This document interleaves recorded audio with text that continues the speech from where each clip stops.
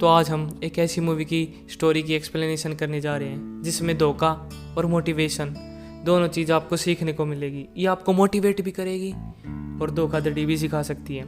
ये आपके ऊपर डिपेंड करता है कि आप इस मूवी में से क्या सीखते हैं, धोखाधड़ी या मोटिवेशन।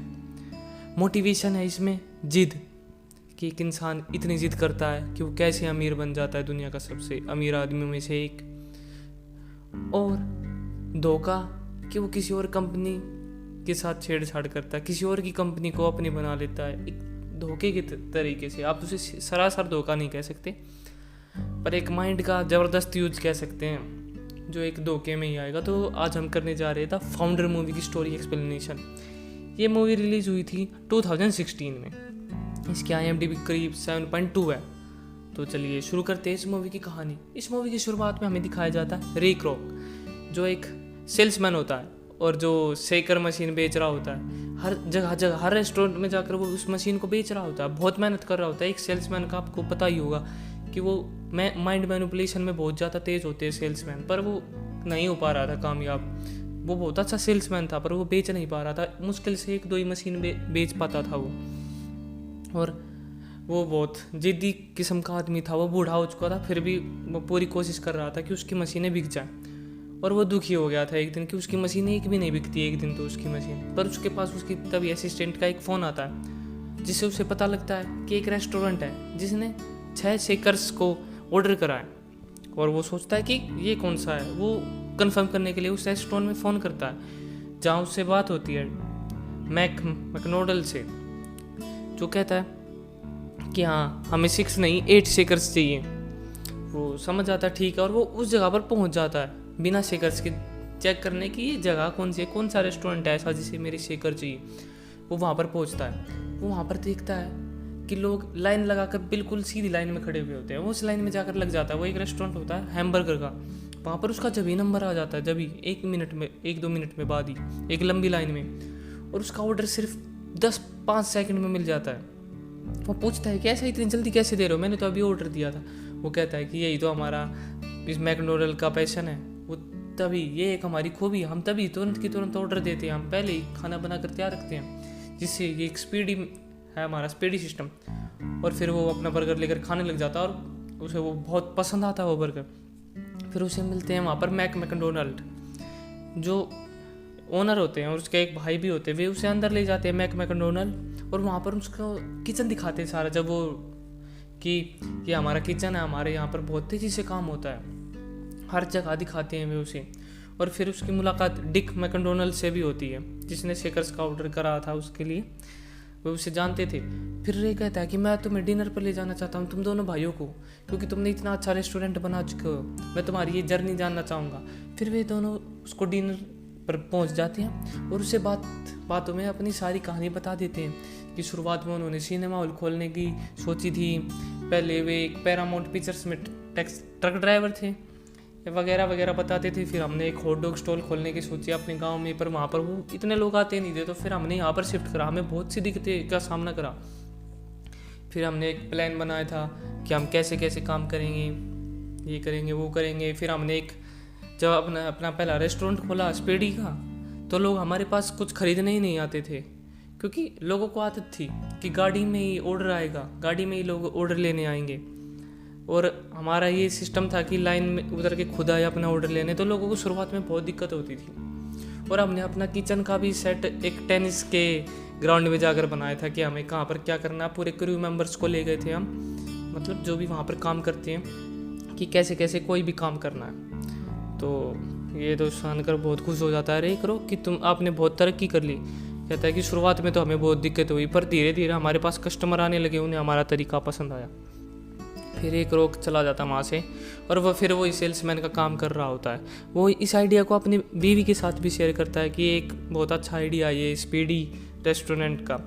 और वो एक सेल्समैन होता है एक रोक, तो वो जाता है वहाँ पर अपने बेचने शेकर, पर उसके नहीं बिकते। उसका दिमाग ख़राब हो जाए उस टाइम, और वो सीधा जाता है मिलने उन दोनों भाइयों से और कहता है कि आपको फ्रेंचाइज की ज़रूरत है, आपको इस बिज़नेस को एक्सपेंड करने की ज़रूरत है। फिर डिक और मैक कहते हैं कि हमने कोशिश करके देख ली है, पर जो हमारा स्टैंडर्ड है वो गिर जाता है, वहाँ पर कोई संभालने वाला है ही नहीं। हमने सुपरवाइज़र भी रखे हुए थे, हमने 5 फ्रेंचाइजीज खोली थी, पर वहाँ पर कोई आ ही नहीं रहा था। फिर उसके बाद रे क्रोक कहता है कि नहीं, आपने गलत आदमी को चुना था, मैं संभालूंगा इस काम को। और उसे दीवार पर एक फ़ोटो देखता है वो, जिस पर एक बहुत अच्छा सा डिज़ाइन सा बना हुआ था मैकडोनल्ड का। वो कहता है कि ये क्या है, ये कहता, वो उसका भाई बताता है डिक कि ये गोल्डन आर्च मैकडोनल्ड की शॉप है, ये अच्छा ये मेरा सपना है और ऐसा मैंने सिर्फ एक ही बनाया हुआ है। रे उसे तुरंत वहाँ पर देखने जाता है और उसे वो पसंद आ जाता है। और फिर वो डिक और मैक से बात करता है कि हम फ्रेंचाइज खोलेंगे। वे मान भी जाते हैं, पर वे कुछ शर्त रखते हैं उसके सामने कि हम 1.4% शेयर देंगे, हमारी मर्जी चलेगी, हमें क्या चाहिए उसमें, तुम तो सिर्फ फ्रेंचाइज संभालोगे, उसका सारा हकदार हम होंगे। तो वो मान जाता है, रे क्रोक शुरुआत में तो मान जाता है। फिर वो लोन पास करवाने जाता है, जगह जगह पर जाता है, उसका लोन पास हो जाता है। वो अपने घर को गिरवी रख देता है लोन पास करवाने के लिए।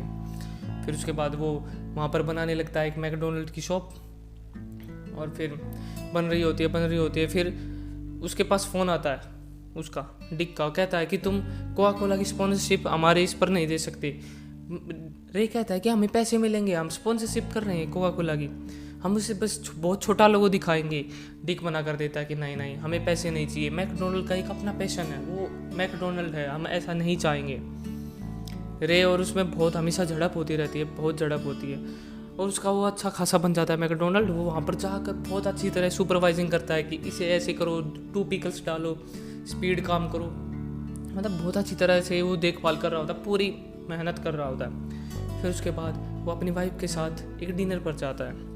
उसके वाइफ के रिलेशन इतने अच्छे नहीं होते वैसे, तो वे जाते हैं, वहाँ पर उनके दोस्त भी होते हैं। रे क्रोक उस आइडिया को शेयर करता है अपने दोस्तों के साथ, और वे भी कहते हैं कि अच्छा यार, ये तो बहुत अच्छा बिजनेस है। वे भी खोल लेते हैं, फ्रेंचाइज धीरे धीरे बढ़ने लगती है। 3 फ्रेंचाइज खोल लेते हैं उसके दोस्त। और जो डिक और मैकडोनल्ड होते हैं, जो वे दोनों भाई होते हैं, वे सोचते हैं कि यार ये खतरनाक तो नहीं है हमारे लिए, क्योंकि बहुत जल्दी फ्रेंचाइज खोल रहा है और कहीं ये हमारे साथ ही गड़बड़ ना कर दे कुछ।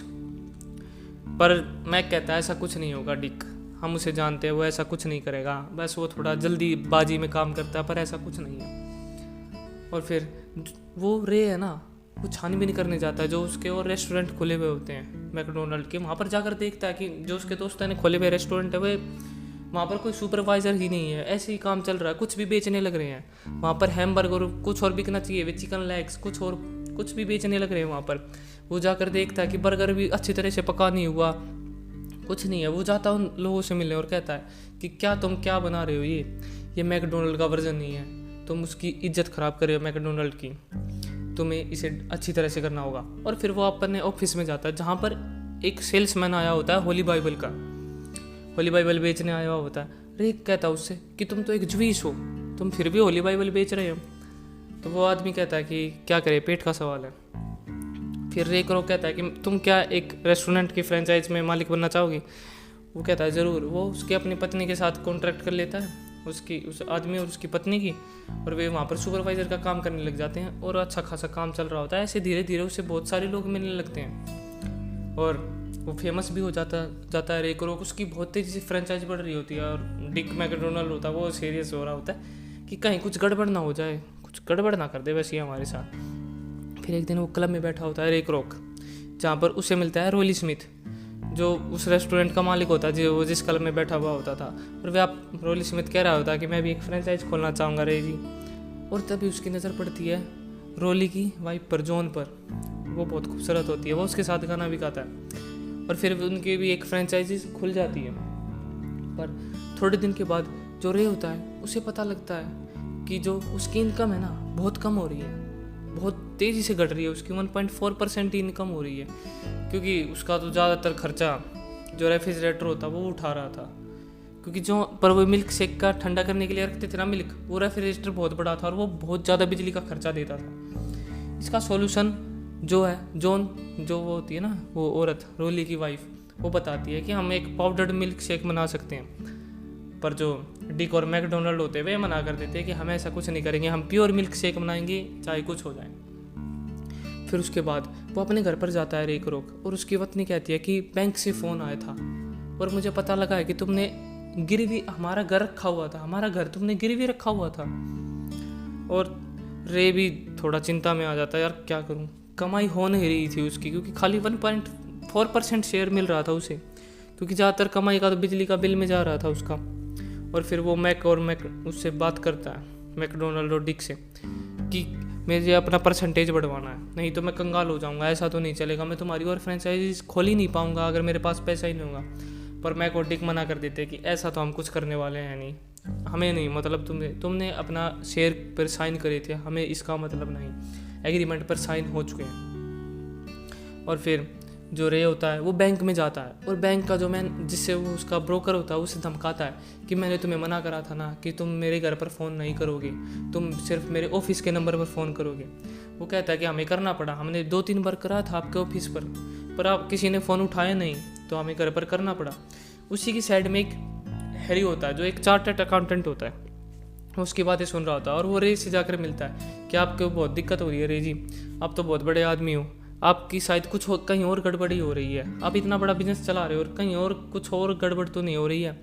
और फिर वो उससे जाकर उसका पूरा प्लान देखता है, हैरी जो चार्टर्ड अकाउंट होता है रे का पूरा अकाउंट देखता है, तो कहता है कि जो आपकी ज़्यादातर खर्चे हो रहा है ना वो लैंड पर हो रहा है, लैंड उसके ऊपर खर्चा नहीं हो रहा। आप एक रियल स्टेट बिजनेस चला रहे हो, ना कि एक के बर्गर का, आप एक रियल स्टेट बिजनेस है ये जिसमें ज़मीन है। तो आप जो आप ज़मीनें देख रहे हो ना ये बहुत महंगी है, क्योंकि जो फ्रेंचाइज खोल रहा है वो अपनी पसंद की ज़मीन ढूंढ रहा है और वो बहुत महंगी हो रही है, जिससे आपका खर्चा बहुत ज़्यादा बढ़ रहा है। तो आप खुद डिसाइड करोगे कि कौन सी ज़मीन कहाँ पर खरीदनी है, कौन से इलाके में खरीदनी है, ज़्यादा पॉपुलेटेड है और कहाँ पर ज़्यादा से ज़्यादा सस्ती मिल रही है, वहाँ पर आपका बहुत सारा खर्चा मिलेगा। और रे इस बात पर मान भी जाता है और वो उस जगह पर ही फ्रेंचाइज खोलता है जहाँ पर ज़रूरत है। और फिर वो ना जॉन से मिलने जाता है उसके वहाँ पर जहाँ पर वे काम कर रहे होते हैं, वहाँ से उस पर मिलता भी है। और फिर वो फ़ोन पर भी बात करता है जॉन के साथ, जॉन स्मिथ जो वो रोली की वाइफ होती है उससे ज़्यादातर बातें होती रहती होती है उसकी। और फिर वो अपनी वाइफ होती है उससे डिवोर्स देने के लिए कह देता है, वो अपनी वाइफ से डिवोर्स चाहता था, सीधी बात है, वो अपनी वाइफ से डिवोर्स चाहता था। और एथल को बुरा भी लगता है और रे कहता है कि मैं उसे अपना बिजनेस का हिस्सा तो नहीं दूंगा, उसे कितने पैसे चाहिए सब कुछ चले जाए, पर मैं बिजनेस का उसे एक हिस्सा नहीं दूंगा। वो अपने वकील से कहता है ये सब बातें। और फिर उसकी बिजनेस की ग्रोथ बहुत तेज़ी से हो रही थी, और वो जो वो मिल्क शेक होता है ना वो हर जगह चालू करवा देता है, पाउडर मिल्क शेक, जिससे बहुत सारे पैसे बचेंगे। और जब इस बात का डिक और मैक को पता चलता है तो वो गुस्से में आ जाता है कि तुमने हिम्मत कैसी करी मुझसे पूछने की, बिना पूछे ऐसी हरकत करने की, तुमने हर जगह पर ऐसा मिल्क शेक चलवा दिया है, तुमने ऐसी हरकत क्यों करी, तुमने उस पर साइन करे हुए थे। और फिर रे कुछ ऐसी वैसी बातें कर देता है, उन पर गुस्से में आ जाता है, जिससे मैक की तबीयत एकदम से ख़राब हो जाती है और वो बेहोश होकर वहाँ पर गिर जाता है और उस हॉस्पिटल में ले जाया जाता है, जहाँ पर डॉक्टर कहता है कि तुम्हारी 50% किडनी काम कर रही है, अगर उससे नीचे गई तो तुम्हारी जान भी जा सकती है।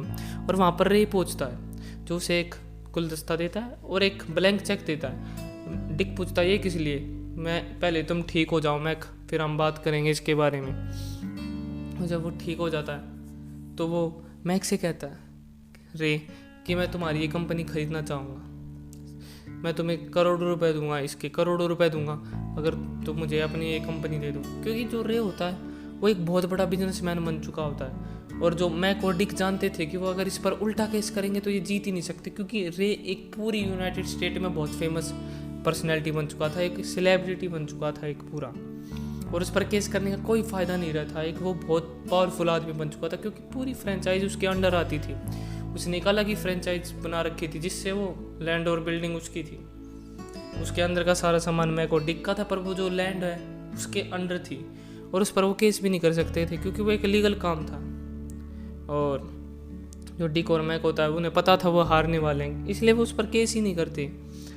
और फिर उनमें जो मैक रे होता है वो कहता है कि मैं तुम्हें इसका कुछ % भी दिया करूँगा प्रॉफिट का, पर मैं तुम्हें लिखित में नहीं दे सकता, मतलब रिटर्न में नहीं दे सकता कि मैं तुम्हें इतना % लिख कर नहीं दे सकता। मैं तुम्हें अपनी ज़ुबान दे सकता हूँ कि मैं तुम्हें हर महीने तुम्हारा प्रॉफिट का हिस्सा दे दूँगा, पर ऐसा कुछ नहीं होता, वो इसका हिस्सा नहीं मिलता। पर जो मैक डिक होता है ना वो पूछता है रे से कि वैसे तुमने अपने खुद की रेस्टोरेंट क्यों नहीं खोल लिया, तुम्हें पता था जब कि मैकडोनल्ड है तो तुम भी खोल सकते थे ना। तो रे कहता है कि यही तो बात है मैकडोनल्ड की, इसके नाम में इतना दम है। इसका फेमस होने का कारण इसका स्पीडी सिस्टम नहीं, इसका नाम है। अगर सोचो मैं अपना इसका नाम क्रोक रेस्टोरेंट रख देता, क्रोक बर्गर रख देता तो कैसा लगता। पर मैकडोनल्ड तो एक गजब की चीज़ है, गजब का नाम है। और फिर वो अपनी बीवी के साथ तो डिवोर्स कर लेता है, पर उसकी आखिरी में शादी हो जाती है जॉन से, जॉन स्मिथ। वो भी रोली स्मिथ से शायद डिवोर्स दे ही देती है। और फिर वही इंटरव्यू की तैयारी कर रहा होता है, और इंटरव्यू में कहने लग रहा होता है कि मैंने ये अपने बल पर खोली है, ये पहला रेस्टोरेंट मैंने खोला जब मैं बिल्कुल अच्छी तरह था, मुझे पता था ये बिजनेस अच्छी तरह सफल होगा। मतलब लंबी लंबी फेंक रहा था वैसे वो, क्योंकि सबको पता है कि मैक और डिक ने खोला था। और जो मैक और डिक का जो रेस्टोरेंट था ना, पे आप उसका नाम यूज नहीं कर सकते थे मैकडोनल्ड, क्योंकि उसके सारी कॉपीराइट्स ओनर रे के पास चले गए थे और वो अब उसका नाम यूज कर ही नहीं सकते थे मैकडोनल्ड कहीं पर। तो ये भी बुरा हुआ उनके साथ, पर वे खुश भी थे क्योंकि उनके पास बहुत पैसा आ गया था, पर उन्हें उनका प्रॉफिट का हिस्सा कभी नहीं मिला। और मूवी यहीं पर एंड हो जाती है। तो अगर आपको हमारी ये वीडियो पसंद आई हो तो इसे लाइक करें, चैनल को सब्सक्राइब करें, इस वीडियो को शेयर करें और नोटिफिकेशन बेल को ऑन करें। आप सबका धन्यवाद।